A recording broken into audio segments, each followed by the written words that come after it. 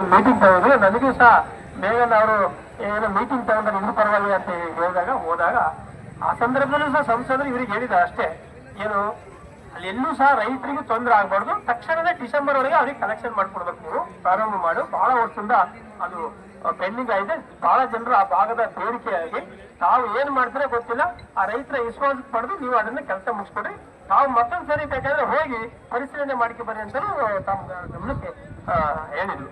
ಅದು ಯಾಕಾಗಿ ಅಂದ್ರೆ ಈ ಭಾಗದವರಿಗೆ ಇಷ್ಟು ಸಮಾಧಾನವಾಗಿ ಇದ್ದಂಥದ್ದೇ ದೊಡ್ಡ ಮಾತು. ನಮ್ಮ ಎಸ್ ಪಿ ಅವ್ರಿಗೆ ಹೇಳಿದ್ರು, ಎಸ್ಕಾಂ ಇಲಾಖೆ, ನಾನಿಲ್ಲಿ ಹೋದ ಬಾರಿ ಈ ಬರೂರಲ್ಲಿ ಒಂದು 10 ಎಕರೆ ಶುಂಠಿ ಹಾಕಿತ್ತು.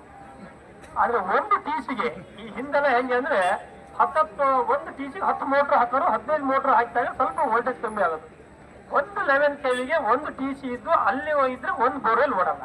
ಯಾಕಂದ್ರೆ ಈಗ ಹೋಗಿ ಚೆಕ್ ಮಾಡಿದ್ರೆ ಆದ್ರನ್ನ ಅಲ್ಲಿ ಹೋಗಿ ಒಂದು ಮೋಟರ್ ಹಾಕಿದ್ರು ಒಂದು ಟಿಸಿಗೆ ಓಡಲ್ಲ ಅಂದ್ರೆ ಆ ರೈತರು ಬೆಳೆ ಉಳಿಸ್ಬೇಕಲ್ಲ. ಏನೋ ಕಷ್ಟಪಟ್ಟು ಏನೋ ಮಾಡ್ಕಿಂದ್ರೆ ಆ ಬೆಳೆ ಉಳಿಬೇಕಲ್ಲ. ನಿಮಗೆ ತಾಂತ್ರಿಕ ದೋಷಗಳಿರ್ಬೋದು, ನಿಮಗೆ ಮೇಲ್ ಲೆವೆಲಲ್ಲಿ ಮಾತಾಡಕ್ಕೆ ನಿಮ್ಗೆಲ್ಲ ಒಂದ್ ಕಡೆ ನಾವು ಹೈಯರ್ ಆಫೀಸರಿಗೆ ಮಾತಾಡಕ್ಕೆ ಆಗಲ್ಲ ಅನ್ಬೋದು. ಆದ್ರೆ ಈ ಪ್ರಕರಣವನ್ನ ನೀವು ಅಲ್ಲಿ ಮನವರಿಕೆ ಮಾಡಬೇಕು. ಹಾಗಾಗಿ ಅದು ನೋಡಿದ್ರೆ ಆ ಕರೆಂಟ್ ಮೋಟರ್ ರನ್ ಆಗದೇ ಇರೋದು ನೋಡಿ ನಾನು 10 ಎಕರೆ ಹಾಕಿರೋ ಶುಂಠಿ ನೋಡಕ್ಕೆ ಬರಲ್ಲ. ಯಾಕಂದ್ರೆ ಅದು ನೋಡ್ಬಿಟ್ರೆ ಬೇಜಾರ, ಆ ಬೆಳೆ ಹಾಳಾಗತ್ತೆ ನೋಡಿ.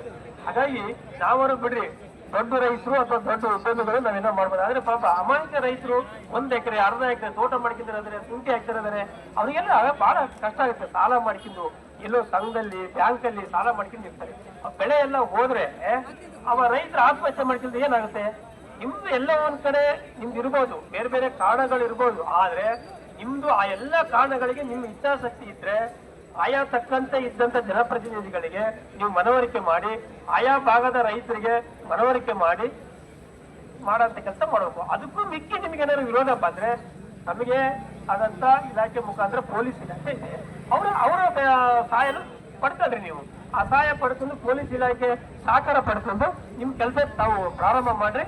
ಹಾಗಾಗಿ ಒಟ್ಟಾರೆ ನಮಗಿಲ್ಲಿ ಯಾರ ವಿರುದ್ಧ ಅಂತಲ್ಲ, ಅಥವಾ ಯಾರ ರೈತರು ಯಾರನ್ನೋ ಮತ್ತೊಬ್ಬರ ಒಂದಿಷ್ಟು ಜನರು ನೀವು ವಿರುದ್ಧ ಹಾಕಿದಂತ ಆದ್ರೆ ಅವ್ರ ಮನವೊಲಿಸಿ ನೀವು ತಕ್ಷಣ ನಮಗೆ ನವೆಂಬರ್ ಡಿಸೆಂಬರ್ ಒಳಗೆ ನೀವು ಇದನ್ನ ಸಂಪೂರ್ಣ ಕಾಮಗಾರಿ ಮುಗಿಸಿ ಈ ಭಾಗದ ರೈತರಿಗೆ ಅನುಕೂಲ ಮಾಡಿಕೊಡ್ಬೇಕು ಅನ್ನೋದು ಈ ಭಾಗದ ಎಲ್ಲ ಮುಖಂಡರುಗಳ ಒಂದು ಅಭಿಪ್ರಾಯ, ಮತ್ತೆ ರೈತರ ಆಸನೆ ಇದೆ.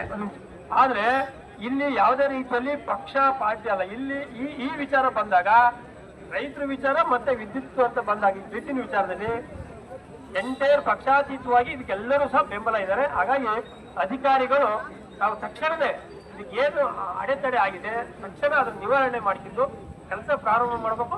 ಕೆಲಸ ಮುಗಿಸಿ ಅವರಿಗೆ ಈ ಭಾಗದ ರೈತ